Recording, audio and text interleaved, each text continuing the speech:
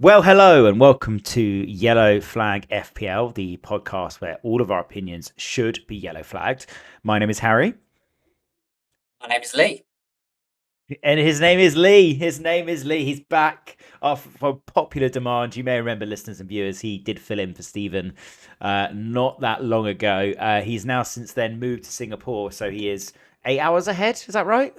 7, thanks to the your clocks went forward, that changed it. That changed from 8 to 7. So some logistical issues for the rest of the season in terms of it's going to be hard for me to watch a lot of games. My favourite games are going to be the early kickoff, which, as Gandhi once said, never back the early kickoff, and probably the Sunday 2 p.m. games. So I Mhm. quite like to watch the games to see what's going on and sort of make my somewhat informed decisions from that, but I'm going to have to be going off flash score and stats the rest of the Yeah, season. and So that'll be potentially fun. podcasts like this one, Exactly. which will Of probably course, lead to podcasts your like this one.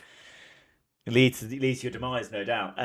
But we must say that Stephen isn't sulking because of the FA Cup at all. He's currently in Portugal with his missus, so he'll be back next week. Hopefully, with Arsenal not to have come out of their little spiral, that would be funny to see. But we'll crack on. So obviously, the FA Cup weekend has just gone. So we're recording this on Monday, Easter Monday. And so now we have our clear ideas of what the double game week will be in 33. We're obviously going into 32, but I think a lot of you will be on wildcard, myself included.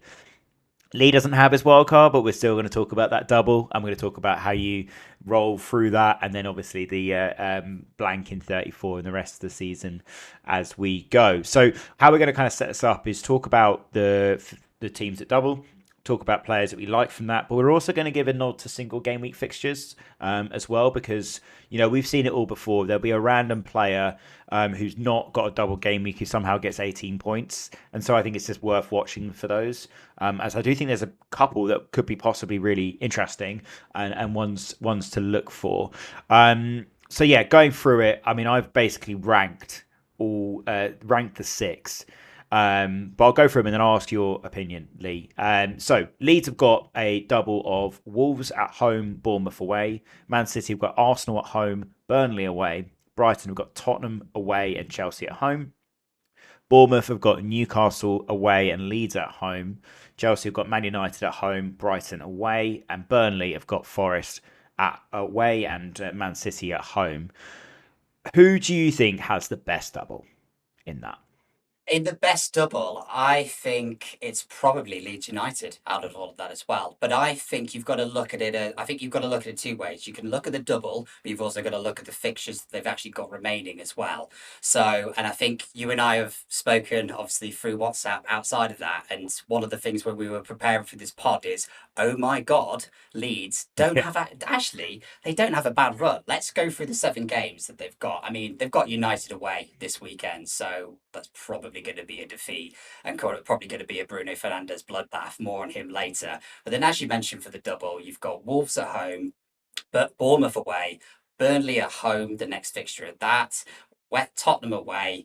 Brighton at home, and then final game of the season, West Ham away. Feasibly, Yeah. you could look at Leeds being safe by that West Ham game, but if they're not, wow, what a game to finish on. But I think if you're just looking purely at the double, and sort of just ignore and not looking at the rest of not looking at kind of the running or what other fixtures they have, I think you go Leeds, but I think we also really like their running as well. Yeah, I think their running is probably the best in the league. Outside of maybe Wolves, I think that they have the best running by far. I mean, Burnley at home. I think the Man United game, it might be a defeat, but you can definitely see DCL get a goal, or maybe two. Tottenham away is not a hard fixture. Brighton at home, they'll probably be on the beach by that point. And West Ham away. Obviously, I think what we talked about a couple of weeks ago was about which teams have the motivations to keep playing well, keep going for it, and which teams don't. And I think Leeds will have that motivation for the rest of the season, regardless. Not only because they're not safe, but they're pretty close. But also because I think that home crowd, the expectations of that club, obviously they've got a lovely day out against Chelsea in the FA Cup semi to come. But if they get through to the final again, what does that do to their psyche? It's all to be seen. But yeah, I think they will have the motivation to keep going for it out of all of them. So I agree with you 100%. Interesting enough, though, I did think the Brighton games as well. I mean, Tottenham away, again, Tottenham's not a hard fixture, and Chelsea at home, who are absolutely all over the shop. I know they beat Port Vale 7-0, but it's Port Vale. And then, of course, they can easily lose to a Brighton at home. And then, so I think that's actually the perfect double for Brighton because they're playing a team that have no confidence at home, and then they're playing the team at that have no confidence away. So it really is. It'll be an interesting one. Obviously, the Man City games. Man City will be Man City, but and then Bournemouth is quite good. I think we've both disregarded Burnley. I don't. I'm sorry, Burnley fans, but Lee, would you own any Burnley players, and if so, who would you go for? So this is the only one I could even remotely consider is Dubravka for his save points, and he's a bench Yeah, option. Maybe if you plan to bench boost in a later week, yeah. as well. So other than that, I just look at the fixtures. I don't see them picking up any points. They're pretty toothless in attack. They're pretty leaky in Hmm. defense. Like the only reason you would go for Dubravka is for the reason that he's probably going to face a lot of shots, and that means he's probably going to get his save points. He may then even squeak a bonus point if by some miracle he keeps a clean sheet as well. But at the same Yeah, time, he can also drop a clanger from every now and again. So he would be the only one I remotely consider as well. I think you are completely right about Brighton. I think as a double, that's quite tasty. But very I think tasty. there's a very interesting factor though that we probably do need to touch upon. Is there's a bit of extra spice factor about that first game in the double, the De Zerbi factor. Going back, Oh, so of obviously, course. so Brighton obviously against their former manager, probably is this dessert? Would that be De Zerbi's first home game Second. as Oh no, second first home home game? game. First home game. First First home home game. game. I mean, we might talk about Tottenham a little bit later on, but Tottenham, I mean, are a We little bit have of an to. unknown. And we have to. It's you're on the pod. It's your pod, isn't it? So of course we have to speak about Spurs. And I mean, they're an unknown quantity. We have no idea how they're going to perform now that in these next 7 games. Could with now, but now with the change of manager was De Zerbi in, but I think yeah, additional bit of extra spice factor. And actually, I was doing a bit of research into Brighton, and actually pre-international break in the form table they were second. They picked up 12 points from their last 5 games.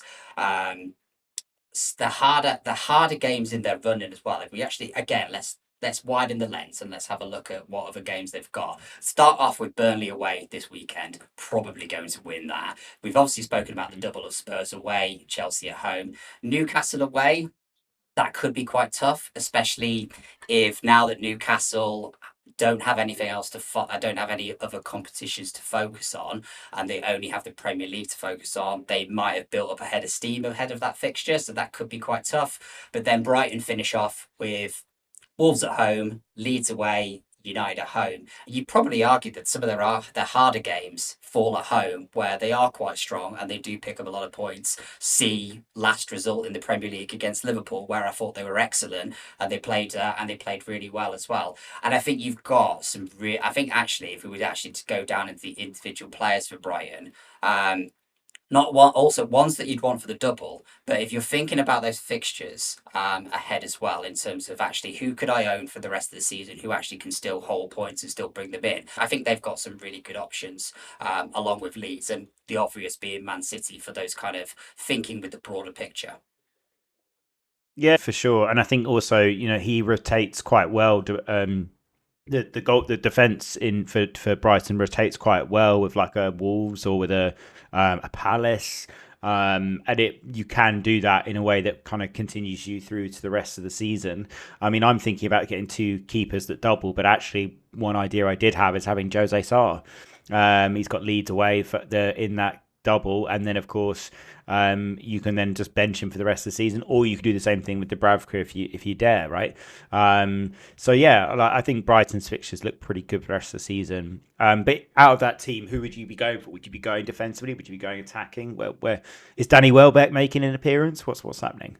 First pick, obvious. I'm going to break these when we talk about each of these individual teams and their picks. I'm going to go obvious choices, and then I'm obviously because you know my vibe. You know I like to run on vibes and choose maybe the maybe the lesser picked option, Yeah. the road less travelled, shall we say?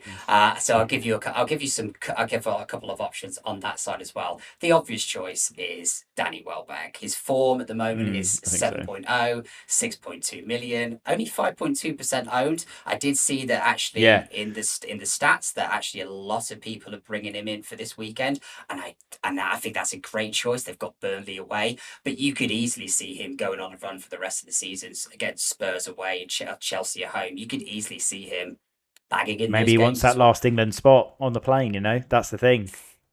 You took the words right out of my mouth because really there's a fight on, and we'll probably talk about some other strikers that are playing or looking to get that spot as the backup to Kane.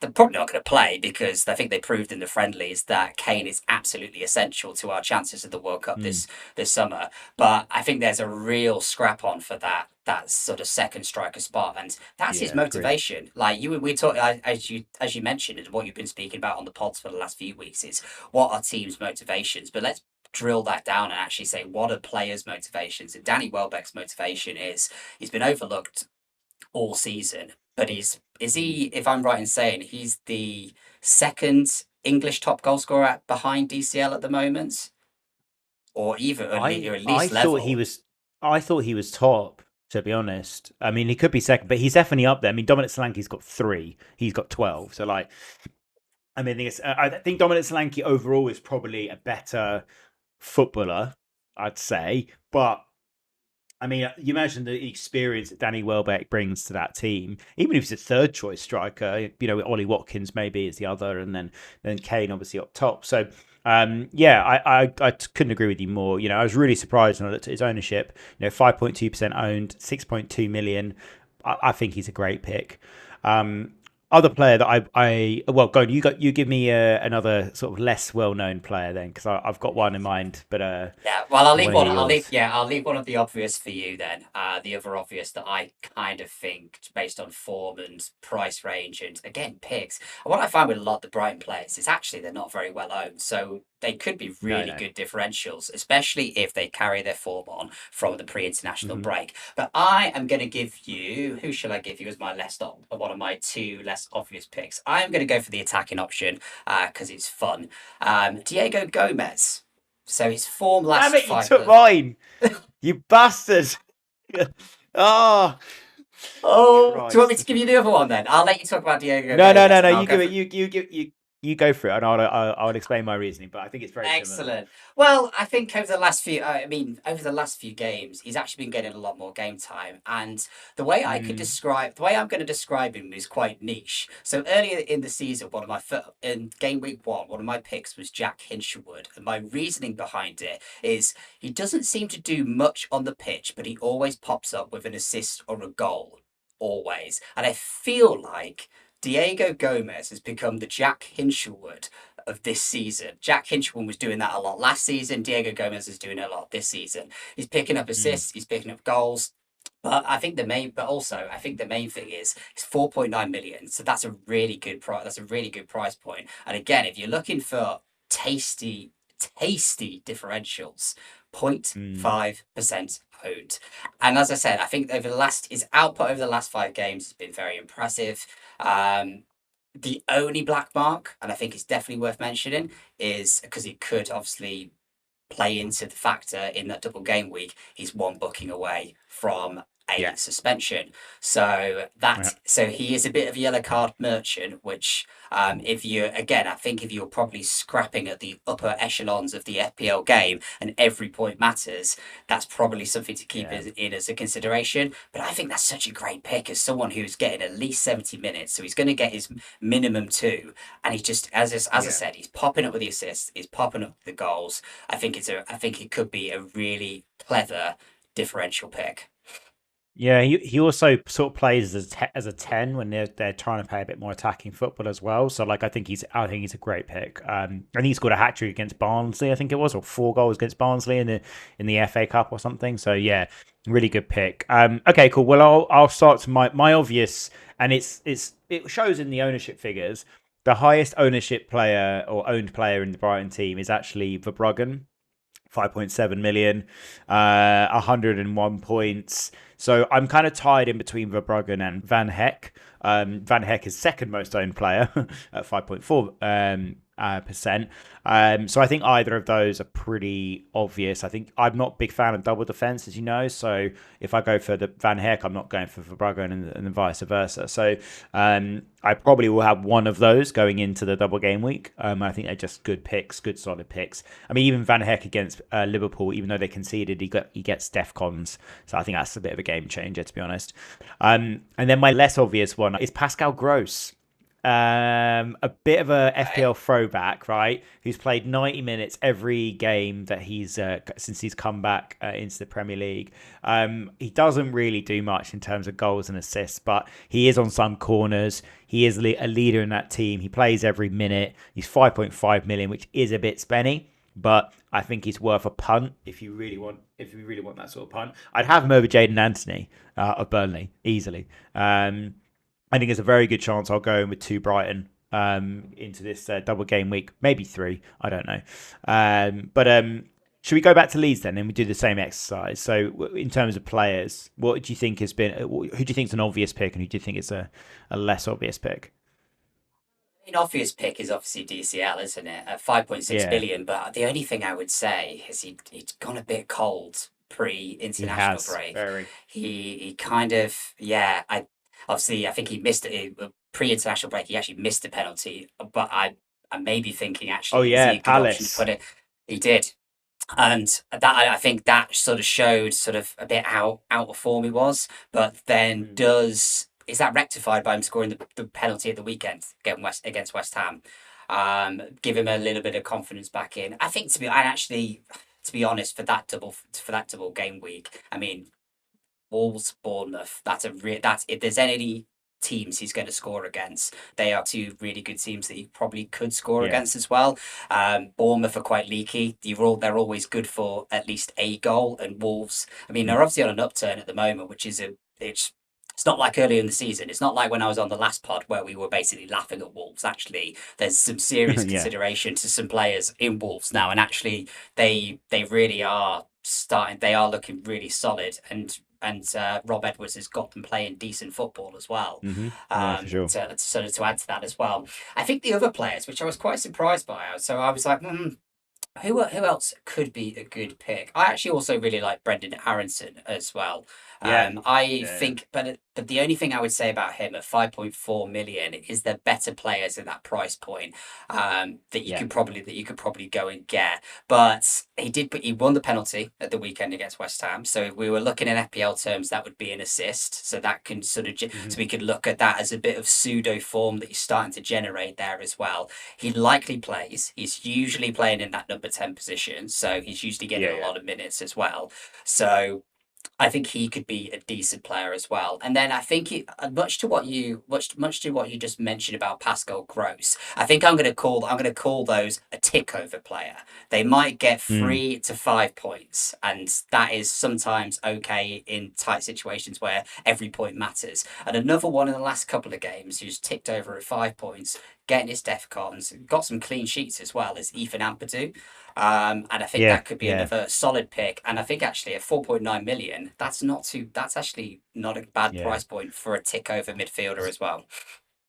0.2% owned as well. I mean, yeah, he's a bit of a DEFCON monster, to be honest. I mean, I was just looking at his DEFCONs throughout the season, but they are. I mean, I remember every game I see him top of those. Yeah, so he's got 338 DEFCONs with an average of 12.22 per 90. So that is average DEFCONs every single game for a midfielder. I think isn't he the Welsh captain as well? So like I guess he's sort of really leaning into that leadership role. So yeah, I think Ampadu's a good one. I think Stack's also a good option for a similar kind of player. If he does score because he's done so much else all over the pitch, he gets full bonus as well. But that injury against West Ham that should have been a penalty, I don't know why it wasn't, in the FA Cup, could rule him out. But yeah, one player that hasn't been mentioned who I love from FPL seasons gone past is James Justin. He's 3.9 million. He's 1% owned. I remember that brace he scored against Fulham for Leicester, one where he went round the keeper in the COVID season. He was a quality player. He scored those 2 goals against Arsenal, if you remember those, many years ago for Leicester. So yeah, I think he would be a decent option for me. In fact, I'm almost certain I will own him going into this double game week because of his value, 3.9 million, and he's starting every game week, and he gets assists and goals. It's must have, right? Is that mad? It's also, is it just a romantic story for your FPL season though as well, Harry? I am a bit of a romantic man, but I think he could pop up with the goal. And this is the thing about those sort of defenders, because sometimes they play with wing backs, and if they do, he is the wing back, so he definitely can get into those positions and score. I think he also started as a right winger, so he has got that in his locker. But yeah, I think at 3.9 million in a double game week bracket, I mean, I don't think there's anyone really better, to be honest. The only other ones to look at there, Harry, is again I looked at the I looked at the form players over however many games it is they look at form, and the top form players are mainly defenders because over the last couple of games they've kept some clean sheets. So you got Yakabiyol Mm, on a 9.0. You were saying that James Justin at 3.9 was good value. Yakabiyol, who's probably going to play most of the game, is also at 3.9 million and 0.4% owned. mm, Again, if you were going to just to wild card and then to free hit and then just to ship them on for those 2 games against Wolves and yeah. Bournemouth, Yakabiyol or even Strauch as well as the other player that I've got listed here, or again, form 6.5, 4.3 million, again 0.5% owned. That's not too bad. Would you? But the only thing I would guess is, do you personally see them keeping a lot of clean sheets from now to the end of the season? No, but actually, if you could get them in just for that double game week, and then be bench fodder, Bench or then them. ship them on later, Yeah. then ship them on later on in the season. It's not and also they're cheap. It frees up some money in some forward areas, which you may need if you are lacking Manchester City players, which I'm sure we'll come on to talk about in a moment as well. And what a transition that is, Lee. Absolutely outstanding. It's looked like you've been doing it all your life. Look at that cheeky wink he's just given me for those on the audio. Yeah, Man City, we've got to talk about them, really. I mean, like, I think that League Cup game was really, really important in a way that I think it's been spoken about, so we're not going to say too much about it. But the way that they are now playing, the way they played against Liverpool in the FA Cup, I mean, Shirky looks like David Silva of old. Really, he's unbelievable, and like I think they're just starting to purr. And we always knew that Man City had this run in them, and they've got Chelsea away next, who absent of Enzo after saying he would like to play for Real Madrid like a moron, and absent of a few other players in there. James is obviously coming back. I think that could be a bloodbath that next game. But then they've got the big clash of Arsenal at home, and then of course Burnley away, which again will be another bloodbath. If Arsenal don't get a positive result against Bournemouth, I think that Arsenal game is going to be an absolute dropping. I think they're going to kill them. And I know I'm saying that with my Spurs hat firmly on, and Lee, I'm sure Stephen at this point is screaming down his headphones as he's listening to this. But am I right in thinking this way? And if so, and if you were going to go in with a triple, are we thinking about the triple? Yeah, better question. Are we thinking about the triple, or is the double enough? It's a slam dunk for me. You've got to go. You've got to triple up for City for the rest of the season. Yeah, I It's think so. really interesting. I listened to the last pod and I listened to Stephen's thoughts on City, and to quote unquote Stephen Berry, I don't fancy any City players. And then look what happened at the weekend, and look what happened in the League Cup. Wow, I think I'm going to go out on a limb. I think they probably win every single game for the rest of the season. Yeah, I I think think you so as well. also, I think again, let's look at that broader picture. They've got the most games to play alongside Crystal Palace, because obviously they've still got to play Crystal Palace in another double game week. So even if you're trying to, I think even actually you're trying to build up to get free to get your maximum number of City players. It's absolutely the time to triple up.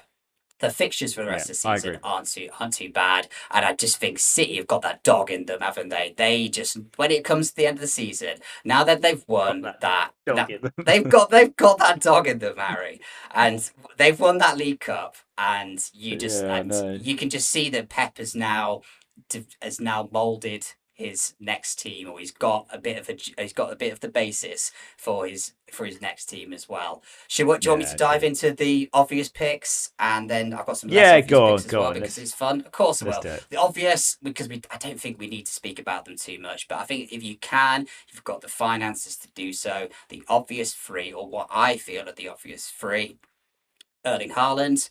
Look what he did at the weekend. I think he's so back. The game is so back for Haaland. He Mhm. absolutely monstered Van Dijk and Konate at the weekend, and he looked like. And I think actually, I think if you look at that broader lens with the rest of the season as well, with them being out the Champions League, that could be a blessing in disguise. He's just going to be Yeah. rested up for those games. He's going to be at peak condition for that Arsenal game as well, which I see them beating. I see them beating Arsenal at that game. I think the League Cup result will be a big factor and will be a big mental block for those Arsenal players because they know in the big game when the chips are down, City have still got their number. So Mhm. Haaland, number one. Other obvious pick, Antoine Semenyo. Yeah. Jesus, I Oh, thought what a season Antoine Semenyo has had. I yeah. think I there's worries, wasn't there? I think like with Pep Roulette and the rotation that he does and the way he plays and what he's done to some other players in terms of when they've come and tried to mold him into how he wants them to play. I think he has just let Antoine Semenyo do what he's been doing at Bournemouth, and it's been a revelation. He's scoring goals, he's getting assists, and I think he's just absolutely fantastic. He kind of reminds me, and I don't want this because this could be twisted in some way, but it kind of reminds me of Raheem Sterling, when Raheem Sterling was just always at the back post, tapping in, or just getting 20 goals a Yeah. season because all he was doing was beating his man, Yeah. popping it in the bottom corner. And I feel like Antoine Semenyo, that's all kind of Pep is asking him to do. And that's what he was doing at Bournemouth. And he saw his goal. He drifted off where he was starting on the right wing, came centrally, Yeah. and a lovely finish as well. He's got loads of Mhm. different finishes in his locker, and I think actually that can only do, and also Pep allowing him to sort of play with that freedom, I think is only really helped him, and it's only him playing with those better players as well, getting more chances. I think next season, I think if we're thinking ahead to next season's FPL, I think as a starter, starting him from the off is almost a must because you can see he's just almost a guarantee for points there as well. So definitely Haaland, Semenyo. My third obvious choice, Nico O'Reilly. I think at his price point, um, there's two Yeah. ways to look at Nico. There's two ways to look at Nico O'Reilly. If he starts in midfield, he's a goal threat. If he starts at left back, he's an attacking defender and he's an assist threat. So but as like he's 9.4% owned, he's 5 billion, which is really not a bad price for a defender that's got that attacking upside as well. I think he's had an absolutely brilliant season as well. And I think the one thing to say about all of those players is I think Pep is feeling a lot more settled about what his best 11 is at the moment. And because they're out of the Champions League, I don't think they're going to rotate as much as he would do. And I think if you're going to pick three players that are going to get a lot of game time, slash will start most of those games for the 8 games they've got remaining, those are three great picks. And you know what? Those are the three that I was going to go with as well. I just don't think you can really look past them. Those three. I mean, there is an argument for Nunez. I think he's played pretty well. He's 5.3 million. He's ahead of O'Reilly for points, 3% owned. But I think this kid O'Reilly. I mean, he started in midfield as a kid, so we know he can make those runs into the box. We saw that in the League Cup final where he's drifting off defenders and he's making those last minute runs. I think he's just phenomenal. So yeah, and they've got a lot of the defenders in their team, but I think he has that place down, and only through rotation. And now that's going to be minimal, given the fact that they only have one other competition to worry about. Yeah, I mean is outrageous. I think honourable mention needs to go to Shirky. I think he's just such a beautiful player, but he maybe gets the assist to the assist. So I think he's, from an FPL perspective, maybe not that valuable, but he's still an unbelievable player. But yeah, Semenyo just looks like the shirt isn't too heavy for him. It fits like a glove. It really does. And like, fair play to him. His story is obviously amazing. So yeah, I'm really happy for him as a player. So yeah, I can't really look past those three, to be honest. I think it's a Uh, get all three in, and they'll have Well, another double in 36 as well. they will. And the only ones I could offer you is differential picks. Because again, I looked at form and saw just who's the form players at the moment. Bernardo Silva at 9.0, Yeah, 6.2 million and 0.6% owned. And this is rumours is his final season. So I think yeah, you yeah. are going to see the best version of Bernardo Silva for every single game. I also think that, like, in terms of the competitions that they're left in, he is going to want to lift that Premier League trophy. Yeah, If they can do it by hook or one by more time. crook, Yeah, he is going. Yeah, one more time, and what a way to leave! What a way to leave the club as well as captain, as the club captain, lift the Premier League trophy, lift the FA Cup. He's going to want to do that as well. And at the moment, he seems to be starting a lot of games again. They seem to have quite a settled 11 at the moment, which is so rare for Pep Guardiola. There's so, like, at this point in the season, we'd be talking about, well, it's quite difficult to kind of pick who that they're going to play, like when it like because they've got so much talent that could be rotated in or could be rotated out. But because their schedule is not going to be that heavy, as we've mm. mentioned a lot already, I think, yeah, you could. I think he could be a very good differential pick. The only other one I'll offer you as well is Rodri. Think when Fantasy Premier League cooked up DEFCONs, I think they were like, when they were like, oh, defensive contributions, who would fit this bill?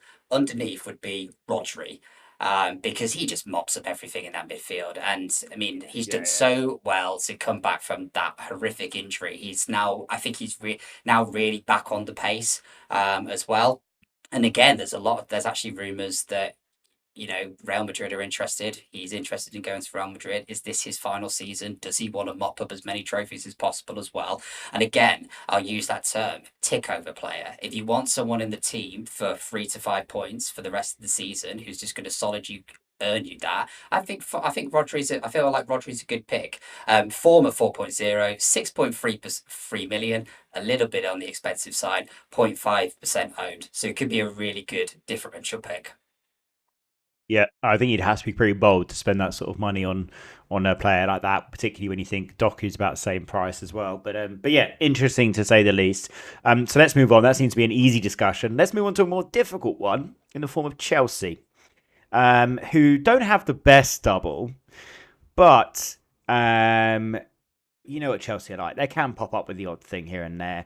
They've got obviously Man United at home, and Brighton away. They still have to secure their Champions League spot for next season. So they are motivated. They do have that urge to get through into that. They've got City next, which, like I said, I think is going to be a bloodbath. Reece James being unfit, Chalobah also being out doesn't help. Then Sanchez being, as Stephen called him, a hologram at times doesn't help. But and then Palmer obviously not firing in his previous season. I mean, is there anyone that we really trust in this Chelsea team? And if you were going to go for two players, who are you thinking? That's absolutely fantastic from Stephen Berry, Robert Sanchez, the I know. hologram. It's the That best chat. It's the best chat I've ever heard from him. that really tickled me. God, I nearly went then. Oh, I mean, Stephen mentioned this in the last pod. Like, I think Chelsea at the moment are really difficult to really put your hat on any player and say they're an asset. Um, I think if you were to look again, I've just picked a couple of players I picked out. Enzo, he's definitely out the next game. He's been a bit of a he's been a bit of an FPL favourite this season, but we know he's definitely going to miss the next game. You know, what does that even look like? One game could turn into the rest of the season if he really throws up a stink and really decides that no, this is his last season in Chelsea's shirt. I don't want to play for the club anymore. So that I think that's something to keep in mind. Cole Palmer. I think we know why we call him a cold Palmer anymore because his form has gone absolutely ice cold. That's why. He's too expensive. He's far too expensive to own for like minimal hauls all the way through the season. So I think if you've got him, bin him off if you can. I think the only viable option, and I heard what Stephen said, and I somewhat agree about João Pedro, is a little bit streaky. But I think if you were to look at who has been the most consistent performer under Liam Rosenior, it has been João Pedro. And maybe I've got rose tinted glasses on because I have João Pedro and I had him when he's got bagged 19 points against Aston Villa a couple of weeks ago. But I think if there's one player just to throw in as a double, you know, if he scores it, like he might turn up in one game, he might absolutely disappear and be anonymous in another game. I personally think he's the only viable option. I just wouldn't go for any of the defenders. I think Caicedo looks off it at the moment as well. Yeah, I think he's probably quite close to his 10th yellow card, which means another yeah, he is. suspension. So I'm looking at the midfielders again. Again, the wingers they rotate too much to even sort of say there's an absolute nailed on winger that I'll go for. I absolutely love Esteval. I think Esteval looks Yeah, is such a good he's the player, real and he deal. looks so skillful, but he's just not getting the minutes, is he? So again, Yeah. if we were with our FPL hat and like what is going to get us the most points, he's not going to get us. Like Esteval is not going to generate a lot of points for you, and the less we say about the goalkeeper situation, the better. And actually, you can't even pin your hat on the hologram because he's rotating Well, because he's exactly decided right. to rotate now. So yeah, I Yeah, think João yeah. Pedro, in short, only viable option. So interesting you say that because we've recommended four strikers now on this pod in the form of Haaland, Welbeck, and DCL, and now of course João Pedro. Um, Yeah, I mean, if it's difficult really to know what to do there because we've talked about Leeds' great running. Obviously, if you look at the other doublers, you got maybe Krupi, Evan Nilsson in there as well, maybe that could be interesting. And then you're not even thinking about the likes of an Ekatike or Jared Bowen if you wanted to go that way as well. I mean, out of that four that I've mentioned there, what would be your three? Who are First you? three. It'd be the first three that you mentioned there. So Haaland, DCL, and Welbeck. I think on form and fixtures and yeah, just Yeah, general sort of vibes around those clubs. The general vibes around those other clubs are pretty good. The vibes around Chelsea not great. And yeah, she's. I think if you're targeting that double, then yeah, those three clubs or those three strikers aforementioned have got the best double, a better double than what João Pedro would so have. then But then it poses the question, are we actually going to go into this double game week with no Chelsea? Because I mean I that think would that's be out. completely viable. Okay, days gone by, that would be nuts to consider. But I think we're there. I think we're at that point, right? I mean, because the only player that I really wrote down as someone that I would genuinely consider would be Neto. Just because I think that he's one of those players that can score goals. He can get in and around to the right areas, but at the same time, he can come off at 70. Or he can get sent off like he did against Arsenal, right? So it's just one of those where I did draft one where I had Palmer. I did draft an option with that, and I just think because he would be a differential. He's 19% owned. He's 10.6 million, which is a lot. And you can always sell him on later. Yeah, I know what you're saying. But if he does, I mean, the thing is that the fixtures are not great. That double is not great. Man United at home, Brighton away. I think they lose both those games, to be honest. So I think on that basis alone, we don't go for it. So then are It we is wild. really considering putting Chelsea in the same bracket as Burnley for I this think double? I think that's crazy, and I think actually. Yeah. I mean, there's. I think yes. I think the short answer is yes. I think we are putting them in that same bracket as Burnley. I just yeah. I think when you look at the other players that are available, and if you're really going to target that double, I don't think you target Chelsea on the current form or how they're currently playing. And even actually, as when we'll get to it about some of single game week players, I think even in some of the mid table or to sort of bottom of the top half clubs, I think there's better options to go for than some of those players that are super expensive Chelsea players that I don't Mhm. think are going to get any hauls from now. And again, look at that broader picture. I think there's not going to be many hauls from Chelsea players from now until the end of the season, not just in that double week as well. Yeah, I thoroughly agree with you. Throughout the rest of the season, I think if Reece James was fit, I think he would be probably the only option we would consider. But he's just made a paper. As soon as he signs a new contract, he gets injured. Um, cool. So let's move on to the last team from the double game week section of this pod that we wanted to talk about, and that's Bournemouth. Newcastle away, Leeds at home. Now, obviously, we've talked about Leeds being pretty good, and Newcastle at home is usually a difficult fixture for any teams visiting. But they have been performing pretty well recently. They've got Arsenal next, which is not an easy fixture, but it is Friday night, I think.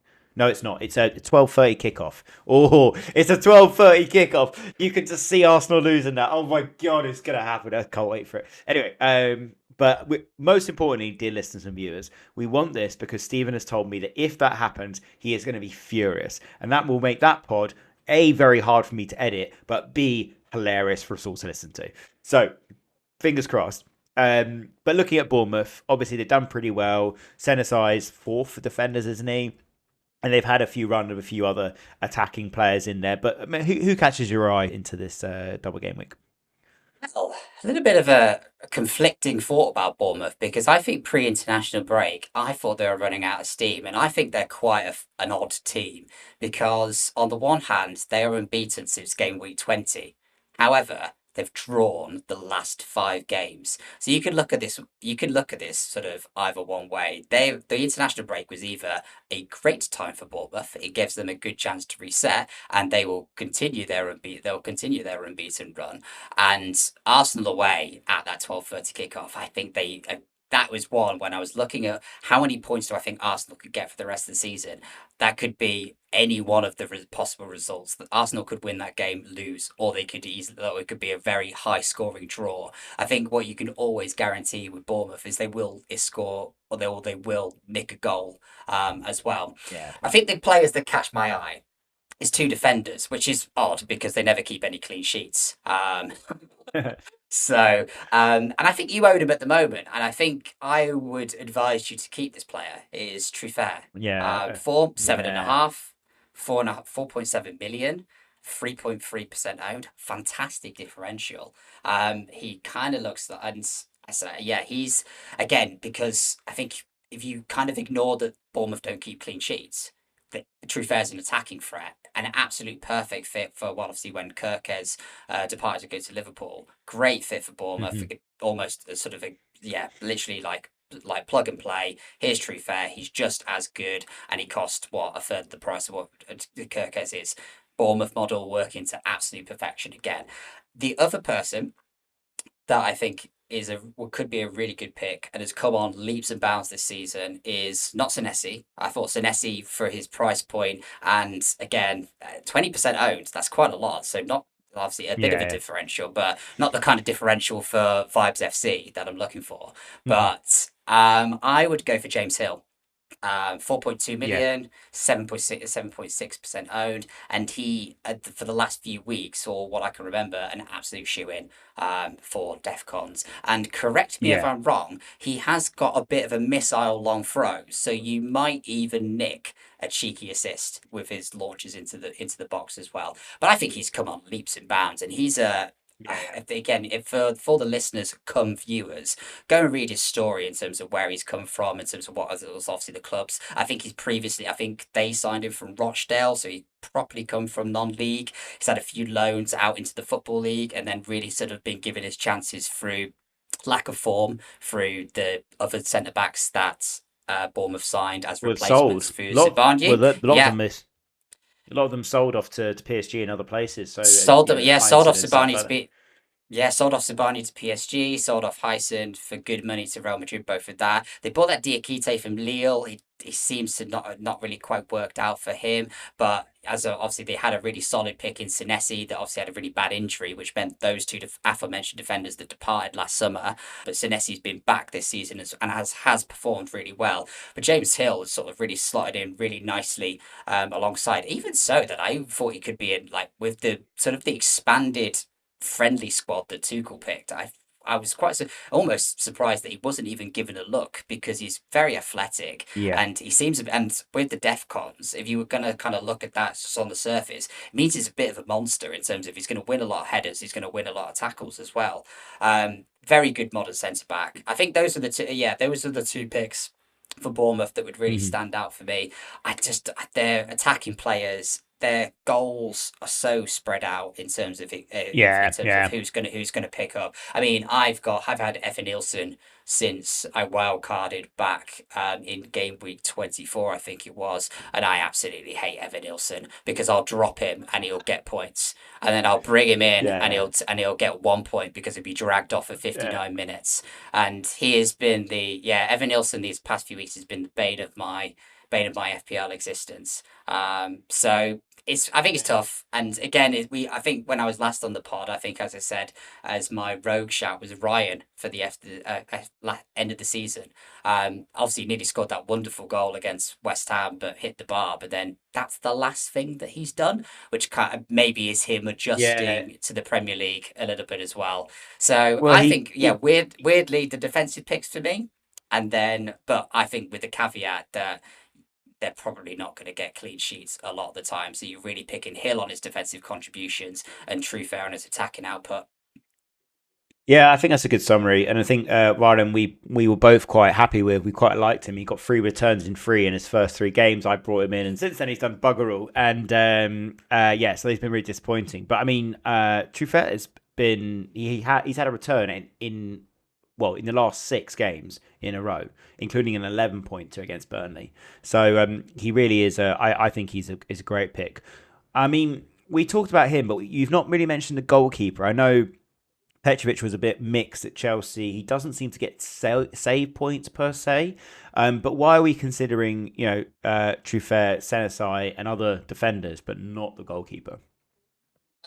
Because number one, I think you just mentioned it. He doesn't seem to make many saves when they do concede. I mean, it's not even anything obvious. I don't even think he's not making these huge mistakes. I just think it's one of those Mm. things that Bournemouth concede goals. The way they play, the way that Iraola has set them up, is quite expansive.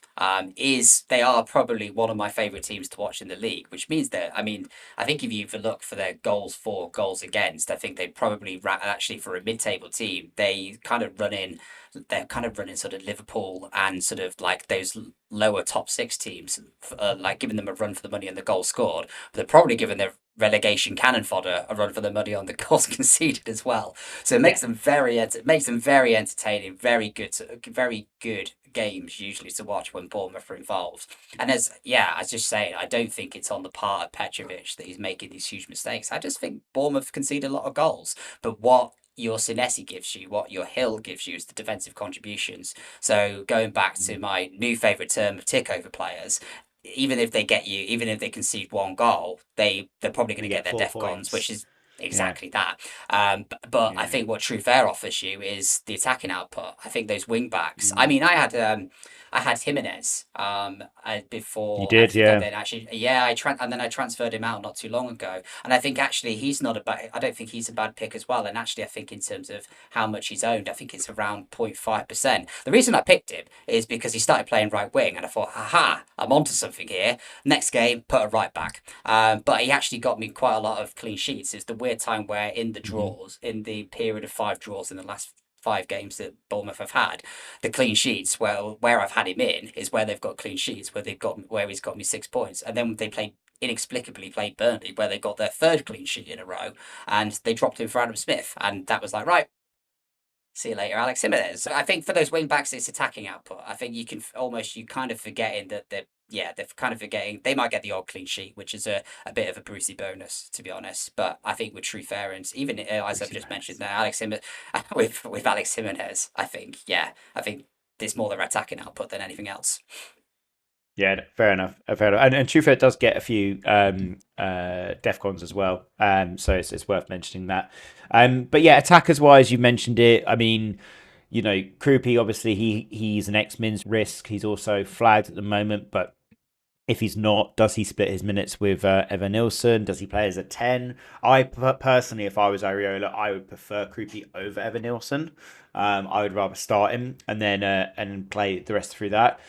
Tavernier is on pens and some free kicks.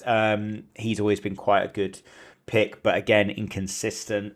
And then the pick that I would say is a really rogue one, but something like, if he got a run in the team, I'd be interested in is Adili, Lee, who's Moroccan, isn't he? I think I can't remember, or Tunisian. Yeah, so he's got a few hauls here and there, but his mins are just nowhere. Like he can get 70, 60, and then 28, and it's just like not really worth the money. But I mean, he looks like a really proper player. So are we saying that no attackers are interesting? But if you had to have an attacker, which attacker would you be going for? I mean, I think. I mean, I really like Krupi. I think Krupi has been.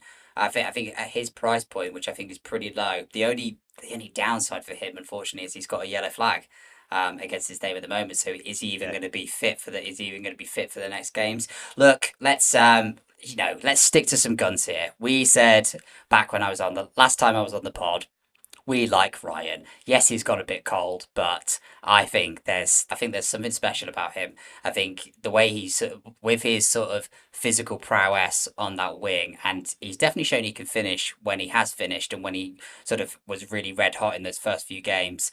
Let's um let's stick with him. I think if I had the gun to my head, we had to pick someone, maybe he might become consistent again at the end of the season. But yeah, I think there's better options. If I had to say, if yeah, I'd rather go for the defenders. Yeah, yeah. I mean, I think I'd rather go with Tavernier. I think just because I think that he's on the pens, he's on the set pieces. I prefer him as a pick, just purely because like I said, he's got those set pieces down. So, but yeah, I think I'm unlikely to go for an attacker. I think Ryan, I'm afraid, will be sold in my wildcard period. I think that's probably the wise thing to do. Okay, cool. So let's talk about some single game week fixtures that have caught our eye. And there's three teams that I want to talk about in the form of Palace, Forest, and Wolves. Palace, I think we should talk about first. Obviously, they've got that double that's very likely to happen in 36 of Everton at home and Man City away. Not the best. And then they've got Brentford away and Arsenal at home to finish. But they do have West Ham at home for this game week 33 and Newcastle at home in the next game week. Do Palace interest you? Would you be interested in looking at their players? And if so, who?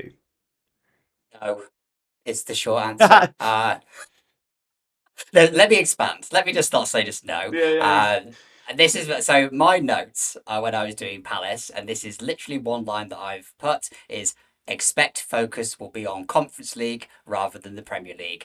I think Glasner knows which side his bread is buttered. I think he knows they're pretty safe in the Premier League, and he will probably play quite a weak team. But to let's say boost his image, ready for his next employment, and boost his legacy amongst the Palace fans. I think he's going to really want to win that Conference League. And let's be quite honest.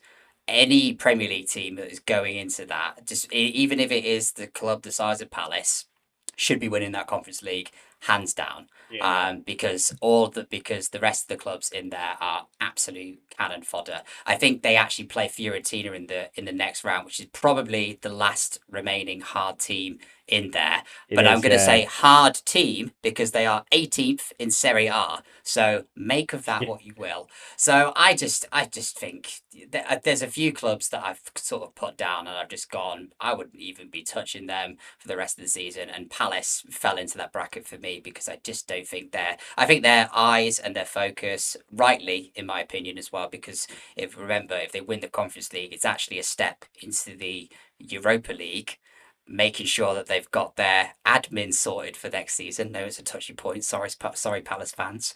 Or should I say, yeah, owners have got their admin sorted. So sorry, Palace owners. But yeah, I think their focus is elsewhere. And I actually think with what you mentioned, I actually think that I was looking at form. Home, they've been a bit rotten this season. So I wouldn't be, so I think actually at home, you'd probably be picking the team that they're playing against. It's actually their away fixtures where actually their away form really surprised me. They was up in the top six for their away form for the rest of the season. And I guess with the way they play, which is those quick transitions with the wing backs, it kind of suits it a little bit. Like so, maybe if they've got maybe for those away games, some Palace players. But I just think I've took a very broad view for the rest of the season in terms of the clubs that I'd be interested in looking at, and Palace did not make a, an even in any jot on my mind was any Palace player coming into that thinking. You've ruined my Ismail Assar shout I was gonna do because I just think that he's a class player. 3.9% owned, 6.3 million. I think he could be a really sneaky differential for the rest of the season. But yeah, looking at who is left in that Conference League season, yeah, they should be winning it. That's just not even with David De Gea in goal for Florentina, they should have no problems getting past them. So yeah, okay, cool, interesting. And then I've mentioned Nottingham Forest. Obviously, they've got a lot to play for. They still need to get out of this relegation battle. West Ham probably in the same, but their fixture run, especially if we were talking about, after game week 33, doesn't look great. But they do have Wolves next. What other teams caught your eye, I suppose? And are there any sort of sleepers there that we should be really considering? Yeah, so you've mentioned one of them already. So I definitely agree with you on Wolves. And I think they are the real punt because they could either go one or two ways. I think first of all, we we went for dinner a few weeks ago when I was but like just before I left the UK, and we were talking about Wolves and we looked at their fixtures and what Brighton is the only top half team they've got for the rest of the season. Yeah. So I mean, it's gonna kind of go one or two ways really, and I think it really depends. Is like a couple of things. How long did they stay in the fight for? If they are still got Yeah. any form of a chance of staying up, I think Rob Edwards will set that team up to fight as much as they can. But then, it's the other. On the other hand, is if relegation confirmed, is what mindset does that play? What mindset do the players then sort of go in? Do they go, okay, I'm actually going to be playing for my shirt next season in the championship. I do want to stay with Wolves, and I want us to finish as strongly as possible.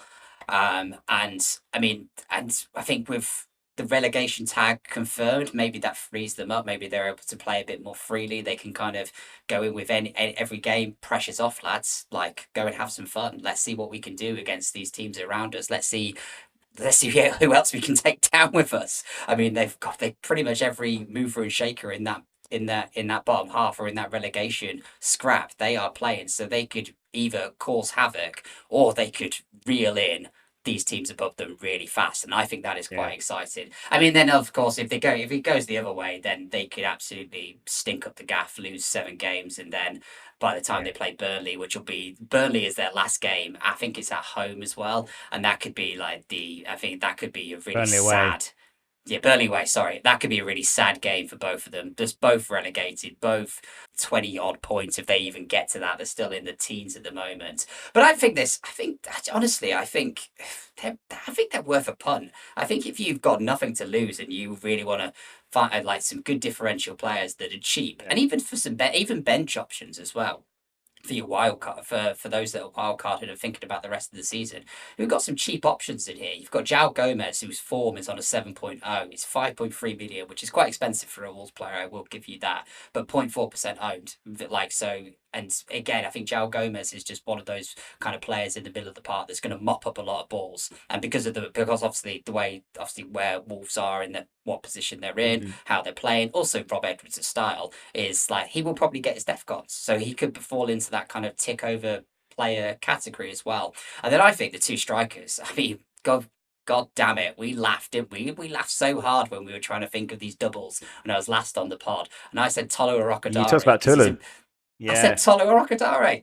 And what did I say about him, Harry? I said he's a big, meaty boy who will cause problems. And I think it was Brentford. Like, he obviously got his goal, and then he's that header that he thumped against the bar. I think the bar's still rattling from a couple of weeks ago. He headed it that hard.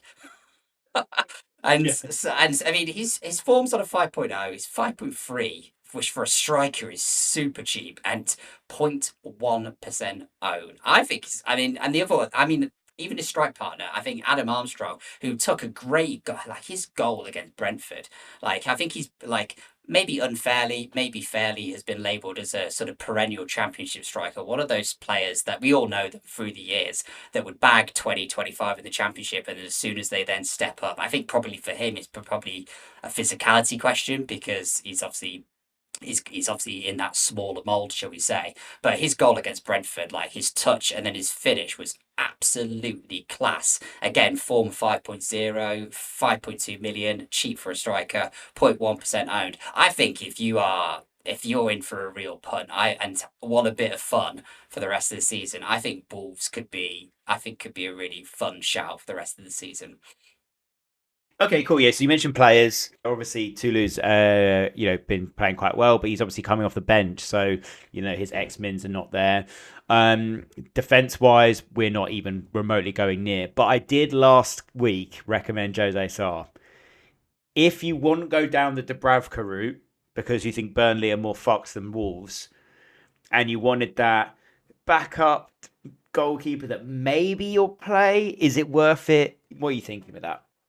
I have a better option Okay. and one that could potentially free up some money, and it's Marmadashvili. 4.1 million, and he's going to play the rest of the season because Allison is out with injury for the rest of the season.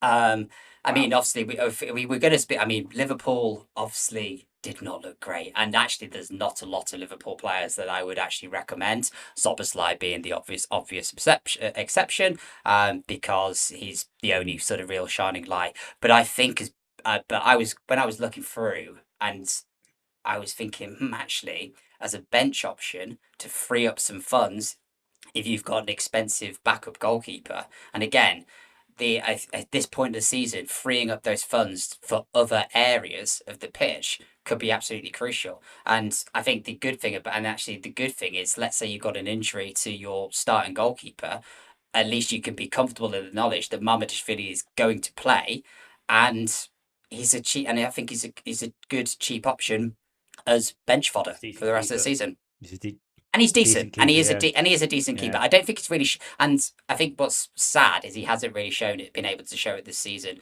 too much. Maybe that's because he's kind of coming in for a game or two. It's kind of like Kelleher last season, although Kelleher seemed a lot more equipped at being that second keeper, who was able to really be reliable when he's called upon.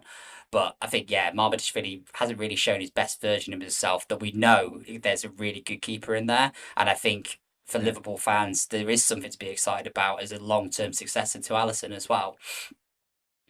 Yeah. No. No. I think it's definitely true. Is he out for the whole season? I think Allison is out for the whole season. I think that's what I Wow. think. If I think If when I that's last true, that's an outrageous shout, and I'm definitely going to look into that. But I mean, do we trust Liverpool's defense? They look all over the place, to be honest. So, um, but still could be an interesting option. I also mentioned Forest as well. Because again, they have the motivation, but in that game week 33, they have Burnley at home. So, I mean, do I need to say any more in terms of analysis? But Is there anyone from that Forest team that really catches your eye? Maybe Anderson, maybe Sells in goal, and then obviously Morgan Gibbs White and Igor as well. It's sort of interesting. Is there any Forest players that potentially you can make an argument for? I don't think their running is terrible. I Yeah. think when I was totting up again, totting up maximum points, I think they could get from the fixtures. Um, I think they could get around 10 points for the rest of the season. And what interests me the most actually is over the last couple of games, Pereira seems to have made them a bit more solid. 2 clean sheets in the last 2 games. So does that actually bring in the thinking of those heroes from last season, the Matt Sells, the Murillo, the Mm, Milinkovic. And remember, actually, if you think of Milinkovic, he's always a corner threat. He's always a goal threat because he's a big tree and he's great aerially as well. And that's where my mind was going with potential Forest picks. Is maybe to again as a bit of a bench option. Again, I think hmm actually, what did they? Let me just have a look here. The what actually, much like Villa, who we haven't mentioned much of, and I don't think we really need to, is it really depends how far they go in the Europa League. Because if the games start to pile up, then that's that the maximum points that I think they could get could be really affected by that Europa League run. But then I guess it's priorities, isn't it? Do they even really prioritize that? With if we were to speak about Villa, I think probably a lot of their focus will go on that Europa League because you like Unai Emery is a very accomplished coach and loves the Europa League. So you could see them going on to win that and really prioritising that for the rest of the season. Forest, the Premier League is massive for them. They need to stay in. And I do fancy them to stay up. I think the Spurs result will really buoy them. And I think, as you said, I think there's enough games in there where I see them, they can pick up points. And the other option and the more obvious pick in Morgan Gibbs White, he's just a fantastic midfield player. I'll be very Yeah, yeah. surprised if he's not sold in the summer, to be honest. I think this is his last season with Forest. I think he's out. I think actually over the last 5 games, I didn't actually look at his output or what his form was like, but his output has been pretty decent. He's been popping up with goals. He's been popping up with assists, and I think actually his price point in that kind of 7.4, 7.5 million, if I'm right in saying, I don't think that's too bad. I think if you compared that across other players that you could have at that price point, and looking at Forest games for the rest of the season, I think he could be a solid pick. Yeah, yeah, I agree. I mean, he is expensive. But yeah, I mean, I think it's just worth noting that they have that Burnley fixture, and I think it's target Burnley wherever possible, or Tottenham for that matter. So yeah, and I think they. I hate to say it, they probably will stay up. My prediction is that Tottenham will go down, but despite the glimmer of hope that we had briefly, so yeah, okay, cool. Well, lots to consider there. I think the Palace idea of the Conference League I had not thought about, but definitely going to be interesting. How many transfers do you have this week to go into, or are you I saving it for the have. double? I think I've got to save now, so I think I do have. I only have one free transfer, so I think I'm going to have to bank a few. But I'm in good. I'm in good shape. I think in terms of the chips that I've used for the listener come viewer, I only have one left. I used my wild card in game week 24 because I had a horrendous team, but since that week has been pretty good. I'm having a good time with my points over the last few since then. I used my bench boost in game week 27 and I used my triple captain on game week 26 for the same reasons that you did for Gabrielle because Yeah, vibes. yeah, So I only have 3 here. Southampton, thank you very much. I knew there's a reason why I liked you, not only because you play in red and white like my beloved Lincoln City, but because I think you dumping Arsenal at the FA Cup has made navigating the rest of the FPL season not as bad for those players that don't have those chips. I think, to be honest, probably what I'm going to do is really attack game week 33 with my free hit and just load up on some fun players from clubs that I probably wouldn't do. And then actually the players in terms of who then those players that then would blank in game week 34. I don't own a lot of players at the moment. I don't actually own a lot of City players or any of the other aforementioned clubs mm, that we have. My plan is is to basically build more City players into the team and actually offload some Arsenal players, because I think the form Yeah. has switched, and I think it's time to do that. So yeah, I think that, and then I think actually I should be able to nicely and serenely navigate the end of the season, with this, hopefully by having, hopefully get 3 City players in time for their double, and then it's just sort of see where I finish and have a good time with it. Hopefully, I set myself the goal at Christmas to finish in the top 10 of Yellow Flag FPL. I'm 11th. I've done pretty well. I was bottom very early on in Yeah. this. I've come back from the dead pretty well. So that's my aim. Thank you very much, Southampton. You've cleared a minor headache that I've had for the rest of the season. So let's see what the rest of the season has in store.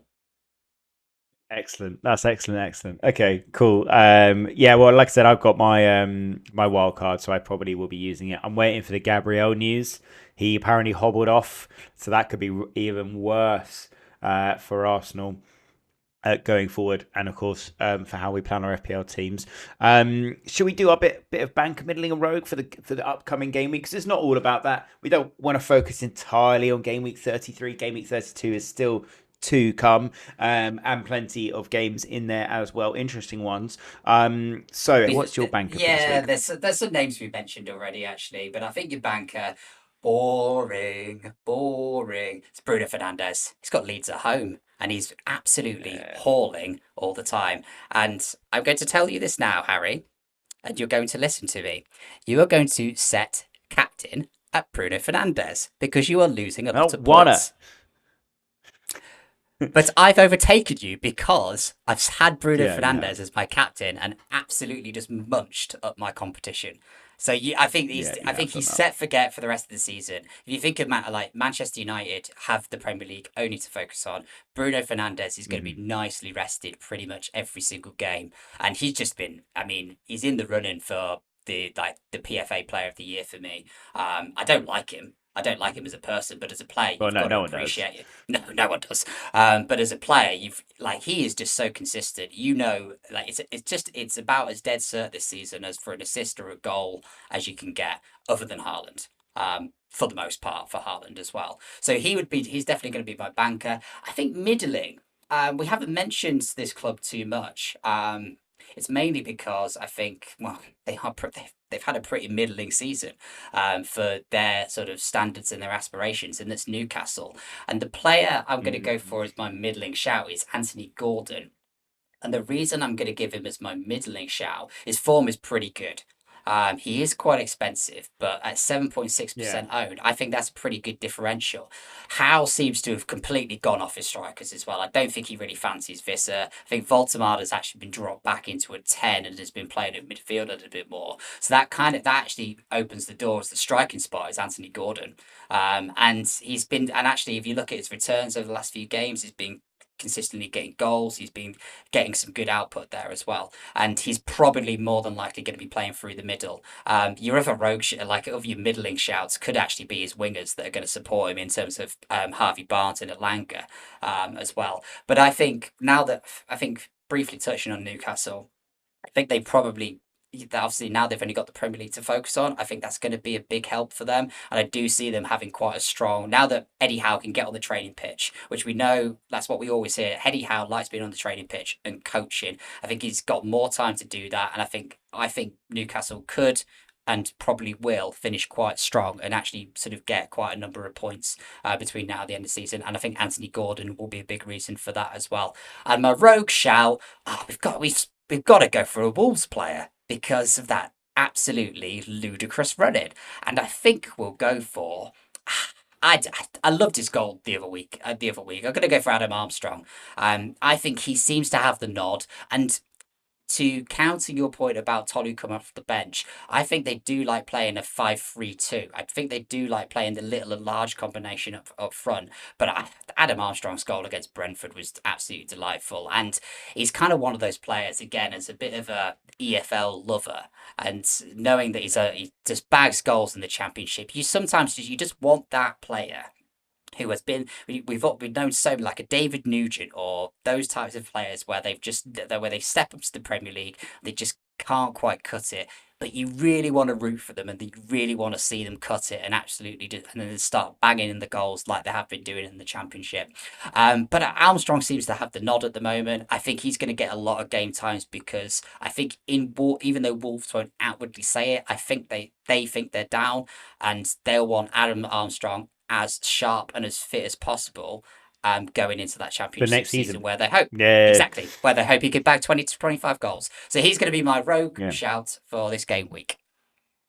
Brilliant, brilliant. Yeah, he is a bit of a Jack Russell of a player, really. Just kind of, he's an absolute mental, but runs around pretty hard and always commits. He kind of reminds me of Shane Long in terms of how he plays. And I think that little and large combination works quite well. It's a bit old school, but it does work.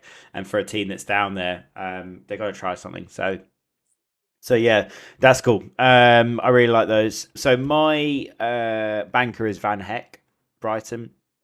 Um, he just gets ticks along very nicely. We talked about his defcons there, but he's got one of the best doubles, I think. And he, even in when they concede, he still walks away with 4 points. And then my middling is actually Tavernier. I'm not sure whether I'm brave enough to go for it, but I think I don't mind it at a 5.5 price bracket. Doesn't have the best fixture net, but I think those having your penalties and also some free kicks and some corners as well. And he has got a meaty shot on him. I think that's worth a punt. And then my rogue shout is purely because of his money, because of how much he costs, and because of what he'll have sacrifices you have to make elsewhere. And that is Cole Palmer. Now Stephen's going to shout at me next week when he says it's not rogue. He's from a good team, but it's 10.6 million. It's a big part of your budget, right? And I just think that if there's a time to own him, it's probably now. Two reasons. Number one, Chelsea have to get, or three reasons actually. Number one, they have a good-ish double. It's an okay double. He can definitely get points in those games. Number two, they have to get Champions League, so he has to keep playing. And I know you keep doing the cold sign, but they have to keep going for it. Otherwise, they're not going to make it. And then number three, he's fighting for his England spot. He's fighting for the spot in the England team on the plane. It's not a dead cert. It really is not. We've got a lot of very good players in that team in those positions. And even if he is probably on the plane for me, does he start every game? Does he even play? I think that's going to be determined by his performances over the next 7. So that is the reason why he is slightly rogue, I suppose. What do you think to that for game So week I 36? don't think I touched on Tavernier when you mentioned him in our Bournemouth rounder, but yeah, I think actually he is a good pick. Do you know my only problem with him is he's made of glass. He is a bit injury Yeah. prone, and would you trust him? He's been injured a lot this season already as well. He's missed a lot of football. So would you have that? I think probably my reason for probably not siding on the way of not going with Tavernier is made of glass, and will he actually even make the end of the season? Will he get injured before the end of the season as well? But I do like him as a player, and I think everything that you mentioned is absolutely pertinent. He's on corners, he's on free kicks, he's taking the penalties, and his left foot is an absolute rocket. Cole Palmer, I can see Stephen's point of view that because when I view Rogue Shout, I think the Yeah, real sort of these clubs that are either in the relegation scrap or it's just a random week or someone who's like having a good run of form sort 0.1% of out the owned or blue. something. Exactly that. But I think Cole Palmer is rogue because his form is so bad. I mean, shiver, shiver. God, he's giving me the chills because his form is so cold. So, so How many so times can you get that joke in, ladies and gentlemen? see, 24 is the correct answer. Uh, but your argument about is very similar to what we mentioned about DCL, what we mentioned about Danny Welbeck. What about all of those players that are hoping to be on that plane for the World Cup? It's actually there's a lot of motivation. Maybe if there's maybe even if there's no club motivation in terms of if they are middle of the pack, Yeah. we mentioned Brighton, if they've finished middle of the pack, then some of those players may be thinking they're on the beach. But there are some of those players, and Cole Palmer's going to be in that bracket. There's going to be players in those clubs who are thinking, I need to have a really good last 7 or 8 games, whatever it may be, depending on the club, to get on that plane to guarantee my spot in the World Cup.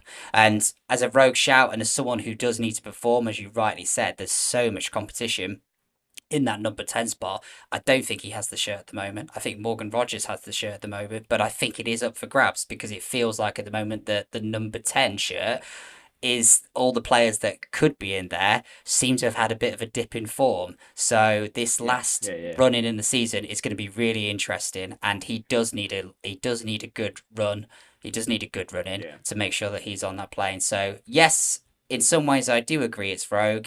In some ways I do agree with Steven. So I am right on the fence, which is a nice place to be Yeah. sometimes.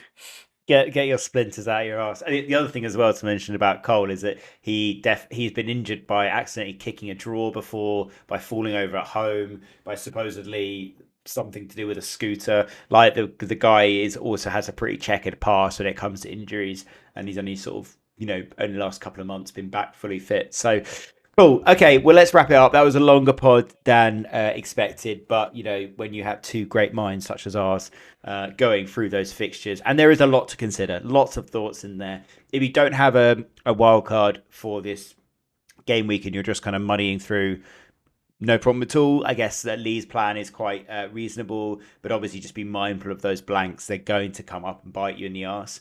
Don't make early transfers. Wait for those all important conferences because Gabriel's injury is really going to throw a spanner in the works for me if he's out for a longer period of time. Um, yeah, again, enjoy it, play it your way, and throw some rogue shouts in there because 7 games to go. Unless you're really chasing some mini league rivals, even then I would suggest it. The rogue is the way to go. So thank you very much for listening. Thank you to Rita for all the help with the editing and the podcast and everything else to do with that. And we will see you next week. Thank you. Thank you.